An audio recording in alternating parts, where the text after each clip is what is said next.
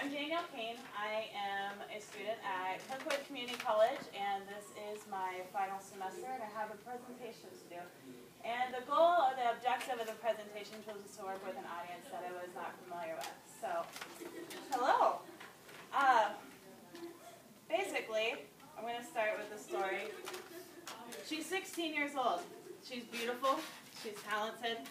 She's captain of the cheerleading team. She's on your honor roll. She's your class president. Everything's perfect for her, right? The life everybody wants.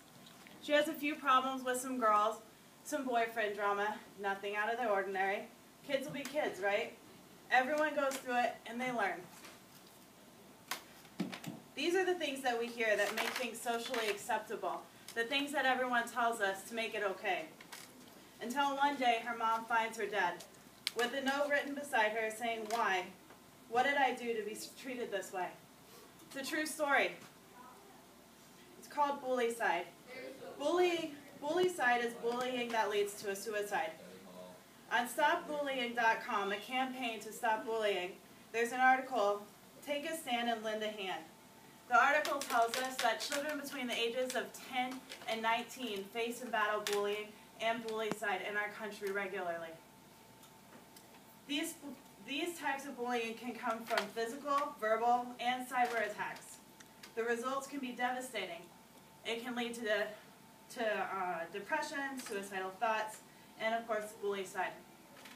50% of school principals across the nation will tell you that bullying has a serious effect on their school.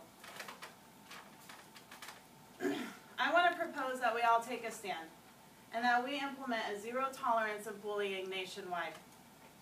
So, does this mean that every child who calls someone a name, or every child who does something wrong gets suspended or expelled from school? No, that's not what zero tolerance states. During your childhood and adolescence, psychology shows that we're trying to discover ourselves. Throughout this time, we're going to make mistakes, and yes, most of our learning comes from those mistakes.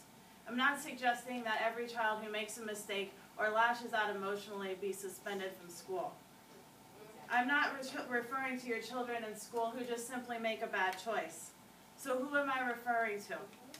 I'm referring to the child who is willfully and intentionally imposing harm, physical and emotional, to another person on more than one occasion. Zero tolerance implies that the child exhibiting these willful and aggressive acts will be removed from your school systems. Parents send their children to school, and students go to school expecting to be in a safe and wholesome environment. And beyond just the fact of it being safe and the teachers holding a responsibility to help make it safe, they also have the responsibility to teach the students. And teaching students is really difficult if there's people who are interrupting that environment, making fun of other students, or even the other student who's being bullied has trouble with the education or paying attention because of what's happening. The victimized child might feel unimportant if the other child who's bullying them has no consequence for their action. Simply sending a bully into counseling doesn't prevent it from happening again. So how do we deal with the violence? It is not the child who's being bullied's fault. It is not their job to go to a class to learn how to deal with the bullying. It is to put an end to it altogether. Some of us have heard this before, that it is just simply a rite of passage. That all of us are going to go through it during our formative years. You know, they say parents may be overprotective. That is just part of growing up. So how do you learn? This is how you learn to deal with the real world. Not everyone's going to be nice to you. I would strongly disagree with this. There are times when parents have to be tough. And yes, it's true that sometimes the line between smothering and doing what's right for your child can be very blurry. But bullying should be looked at as a criminal action that it is, and it should be stopped. No child is off limits. None. There's not an age group. There's not a popularity rank. There's not a gender or an ethnic group. Nobody is unaffected by bullying. How much longer are we going to let thousands of kids across the country go to school in fear? Some children even resort to making themselves sick so that they don't have to go to school. Some of the kids who are bullied rebel back after being ignored so many times. They feel like they need to take care of it on their own. Other bullied children end up being beat, sometimes to death, by the people bullying them. You don't know how serious it is until you get the call that one of your friends has been really hurt, hospitalized, sometimes never to return. Bullying is no longer a private affair.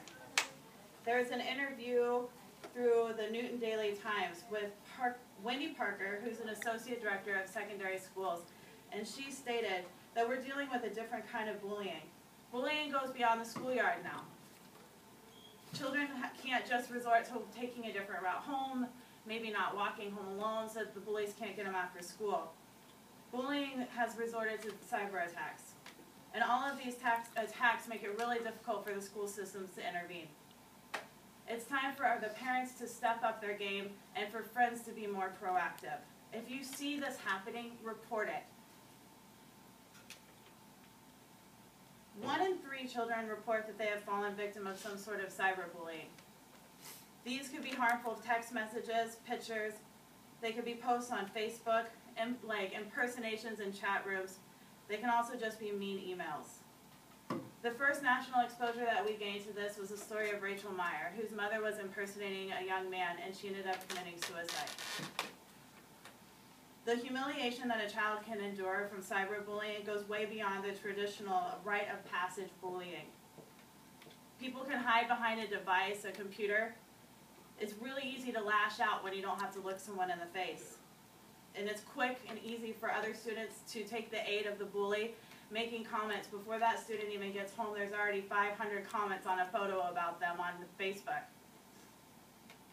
Dr. Patchen said in his studies of traditional bullying and peer harassment that, yes, of course, traditional bullying resorts to depression and suicidal thoughts, but 20% of the people that have been cyberbullied stated that they deal with suicidal thoughts. 20%. That's 2 times more suicidal thoughts that come with people lashing out through text messages and Facebook than people who are bullied face to face.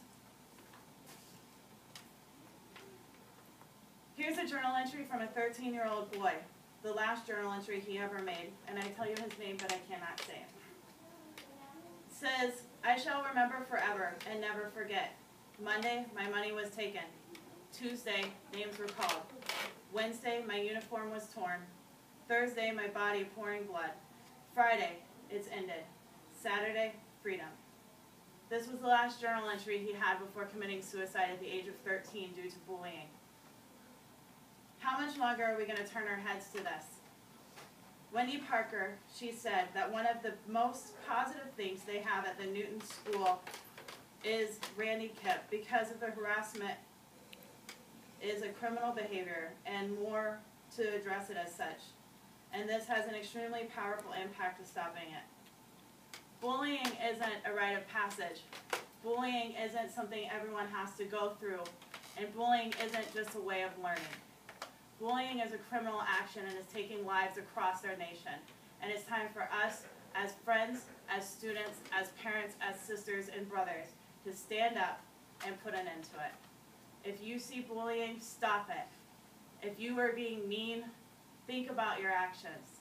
If you're being bullied, talk to someone. Bullying can come to an end. It's a serious issue.